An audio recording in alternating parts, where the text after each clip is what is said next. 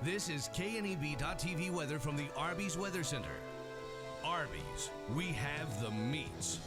Hopefully a quieter night for you tonight than what we had last night across the area. We'll recap that here in a moment. But my goodness, another night of, notice the chances of storms. They're still on the map, but they're in the 20% range instead of the 40, 50, 60% chances that we had last night. So just isolated storms, and that's going to be till further notice, really. Some could be strong to severe at times. Hail, winds, the main threats, along with some very heavy rain.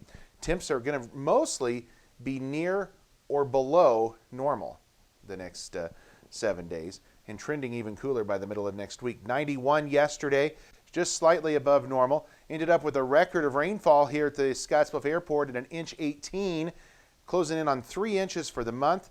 That's over double where we should be for this time of year, make that triple where we should be for this time of year. And already 16.39 inches of rain for the year. Here are some of the peak wind gusts last night when those storms blew through. Main Street Market in Scottsbluff, we clocked that up to 91 miles an hour. 81 miles an hour at the Scottsbluff National Monument, the Scottsbluff Airport. That's the official automated station at the airport at 73 miles an hour. But I believe right when it recorded that 73 mile an hour gust, the sensor went down. So it's possible we had even slightly stronger than that at the airport. But officially, we'll go down to 73 miles an hour. Mr. Tire in Bridgeport at 62 at 60 mile an hour gusts in both Alliance and Dalton at the Panhandle Co-ops there. That storm kind of went right down the North Platte River Valley and impacted a large part here of our area. Cool temps in the east. We've had a lot of rain over here. 71 Norfolk, 73 in Hastings, 90 right now in Craig. Warm over there. We're in the 70s, pretty comfortable out here right now. 73 Mullen, 76 in Ogallala, 80 in both Chadron and Torrington, the warm readings.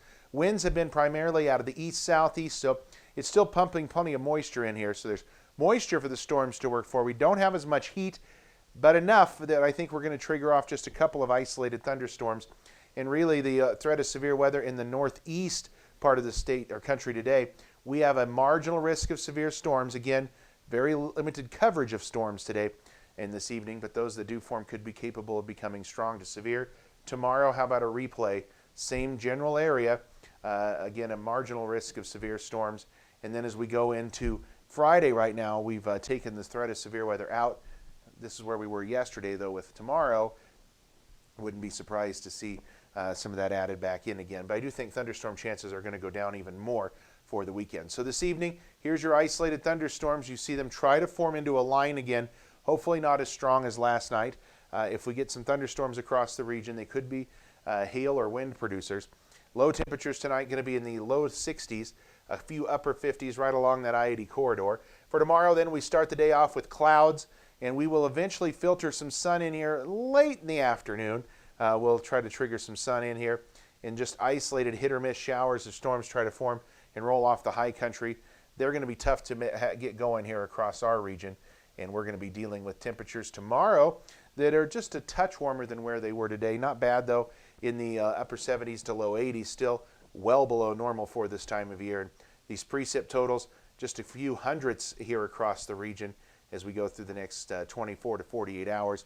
And if you get under one of those heavier storms, you certainly may get a bit more. So tonight, scattered strong to severe thunderstorms early.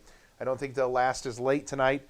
Lows down into the low 60s. For tomorrow, we put together an overcast sky early, some breaks in the afternoon. It is going to be breezy at times tomorrow as well. Look at those winds out of the southeast, 15 to 25, highs in the low 80s. And then after we get through Friday, or Thursday rather, Friday looks not too bad, highs in the mid 80s, near 90 both for Saturday and Sunday. So a very mild weekend.